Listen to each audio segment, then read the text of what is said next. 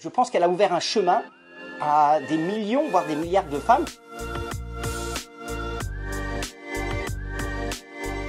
Tout dépend de ce que vous entendez par féministe. Si vous entendez des personnes qui vont vouloir défendre l'égalité homme-femme, bec et ongles, voire même au détriment des hommes, c'est clair que ce n'est pas une féministe. Mais si on regarde son histoire, si on regarde ce qu'elle a fait, ce qu'elle a apporté au monde, et notamment ce qu'elle a apporté à la place des femmes dans la société, alors je pense qu'on peut dire que c'est une féministe. Bien sûr, ça ferait rire les féministes d'aujourd'hui, une religieuse, une catholique, avec tout ce qu'on entend, effectivement, on pourrait se dire que c'est n'importe quoi. D'abord, elle n'est pas religieuse, au sens où on l'entend aujourd'hui. Parce qu'à l'époque, les religieuses étaient forcément cloîtrées. C'est ce qui était arrivé aux Visitandines, que saint François de Sales avait voulu mettre dans la rue pour qu'elles aillent visiter les pauvres et les plus démunis. Mais à l'époque, ça ne se faisait pas et l'évêque les a finalement cloîtrées. Et donc elle a voulu créer non pas une congrégation, mais une compagnie dans laquelle ces filles de la charité prononcent des vœux tous les ans, ce qui permet comme ça de pouvoir sortir et aller à la rencontre des plus pauvres. Imaginez, à l'époque, elle a envoyé des filles de la charité chez les galériens, dans les prisons. Les premières visiteuses de prison, ce sont les filles de la charité.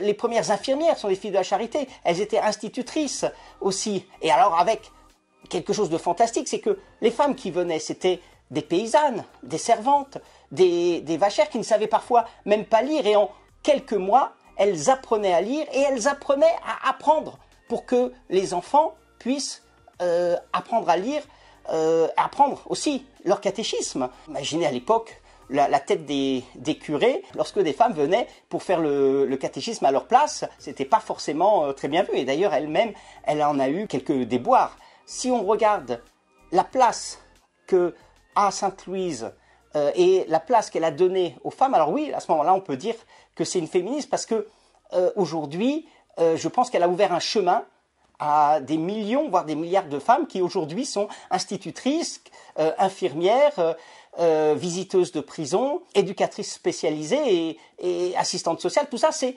finalement grâce les premières filles de la charité, c'était elles qui ont ouvert ce chemin. Alors c'est pour ça que c'est important d'honorer sa mémoire et je vous invite le 9 et 10 mai à venir dans cette église Sainte-Louise de Marillac, je crois la seule en France qui porte ce nom, à Drancy, pour fêter le centenaire de sa béatification. Et nous allons faire une grande fête, nous allons découvrir comment elle est moderne, quelle est son histoire et comment elle en est arrivée avec Saint Vincent de Paul à fonder cette compagnie des filles de la charité, des servantes pauvres au service des pauvres.